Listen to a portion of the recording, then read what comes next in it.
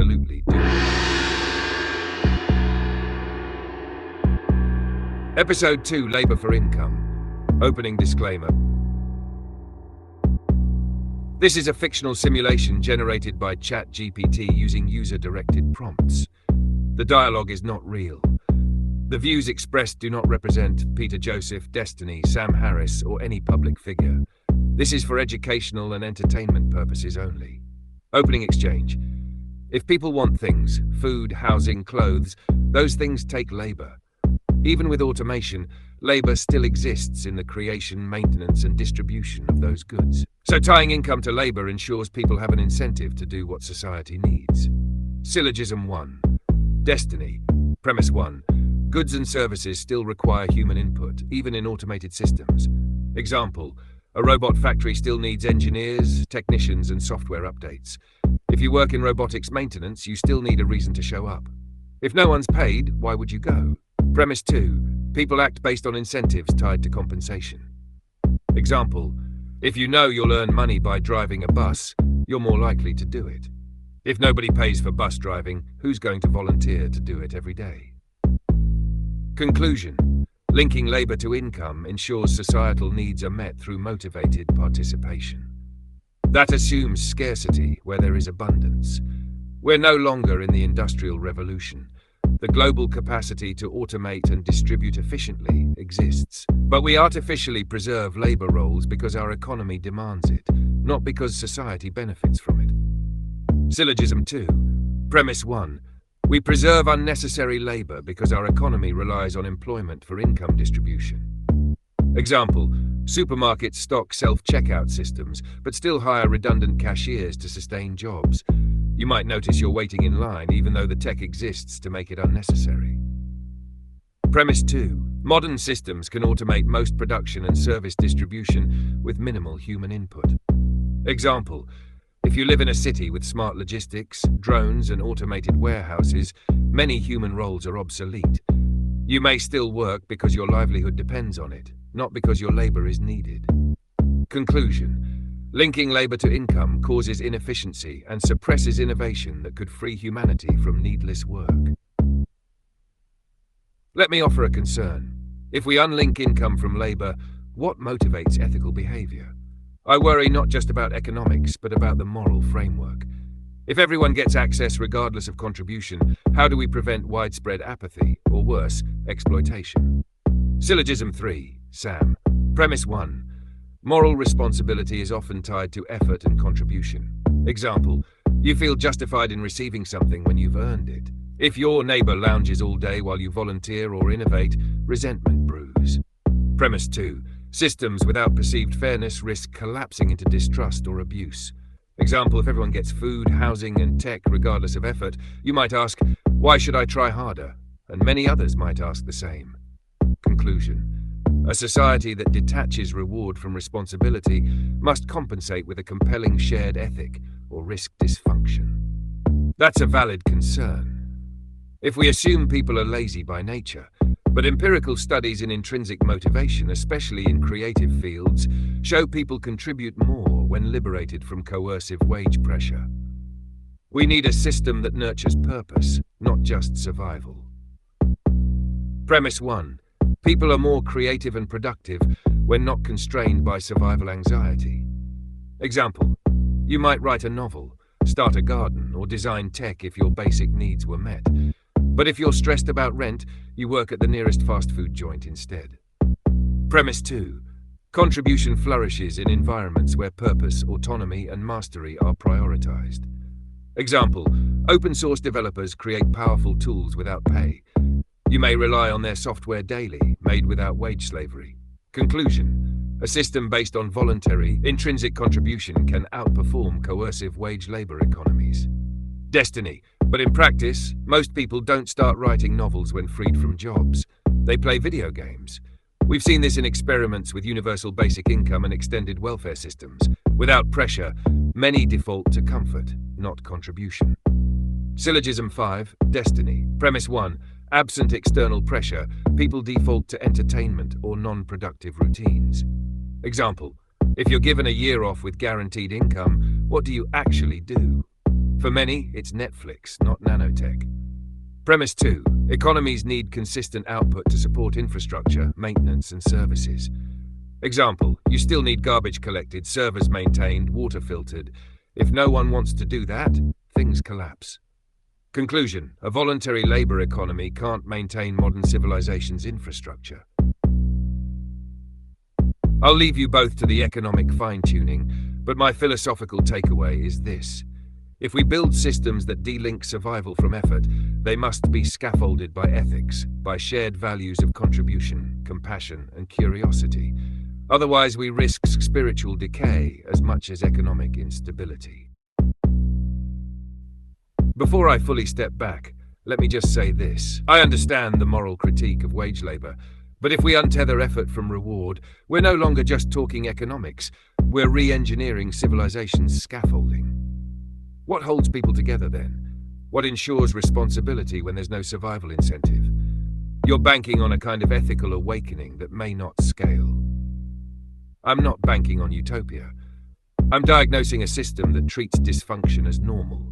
When people burn out, we call it laziness. When they disengage, we call it apathy. But if you trap people in meaningless jobs and never give them breathing room, how else should they react? The system manufactures these outcomes and then uses them as evidence to defend itself. Destiny. But again, people do waste their freedom. We've seen that. Give them time off and they don't start composing symphonies, they scroll TikTok. You can't just assume that if we remove the stick, everyone reaches for a paintbrush. I'm not assuming that at all, but I am challenging what we define as waste. Is rest wasteful? Is play meaningless? Or have we just internalized the idea that only commodified output matters? Yes, some people might scroll TikTok, but others build open source code, care for loved ones, fix local problems. The difference? Choice. When people choose how to contribute, their effort means something more than survival. Sam Harris, but that still leaves a massive practical problem. You want a system based on voluntary contribution, yet society needs people to do the unsexy work, cleaning, logistics, maintenance. What happens when no one chooses those roles? Then we design around that. Use automation, redistribute boring tasks more fairly, incentivize them without coercion. There are options beyond brute force. But if we start the conversation by assuming people won't show up unless threatened, we'll always end up building threats into the system. Destiny. You say incentives without coercion, but that's still an incentive structure. What's the difference? The difference is freedom. A coerced choice isn't a choice. If your rent depends on scrubbing toilets, that's not an incentive. It's extortion with a polite name. A liberated system doesn't eliminate structure, it changes its foundation. From fear-based compliance to purpose-driven contribution. Destiny. But you're still imagining a world where people act nobly just because they can. In the real world, people avoid discomfort. They don't leap into janitorial work just because it's redistributed more fairly. If you're saying we shouldn't force anyone, then you're going to end up with empty roles and broken systems. You're still stuck in a framework where the only motivator is pressure. That's the very psychology the system teaches us, obedience through fear. But here's the thing, if we really need something done and nobody wants to do it, then the issue isn't the person, it's the task. Fix the system so the task isn't dehumanizing. That sounds great until the toilets don't get cleaned. Who takes the night shift in your utopia? First, we redesign those jobs so they don't exploit people's time or dignity. That's what tech is for. But second, if someone must do a hard job, we treat it with respect, not punishment. Incentivize with time credits, shared benefits, rotating duties, structures that don't hijack survival as leverage. You called it incentives, but I called it extortion for a reason.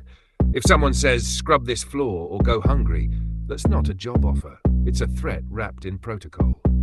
Imagine this. You're told you can sleep indoors only if you clean up hazardous waste all day, while others live off inherited wealth and never lift a finger. That's not opportunity. That's coercion with a resume. Destiny. Okay, but you're assuming some moral awakening. What if it doesn't come? What if most people are just fine letting others do the heavy lifting? Then we confront that, not by forcing people to the bottom, but by building a culture that doesn't normalize it. We didn't evolve past feudalism by waiting for lords to step down. We exposed the rot and built something better. That's what we're doing again now. That's idealistic. So was democracy. So was the abolition of slavery. So was universal education. Every shift that redefined our moral baseline started as idealism, until the evidence, the conditions, and the urgency made it inevitable. We're there again. The only question is whether we meet the moment with fear or vision. Sam nods silently, exits the conversation. Audience cumulated viewer questioned. What about artists, caregivers, and others who work but aren't paid now? Exactly. Our system already fails to reward essential roles. A post-labor economy would recognize value beyond profit metrics. Destiny.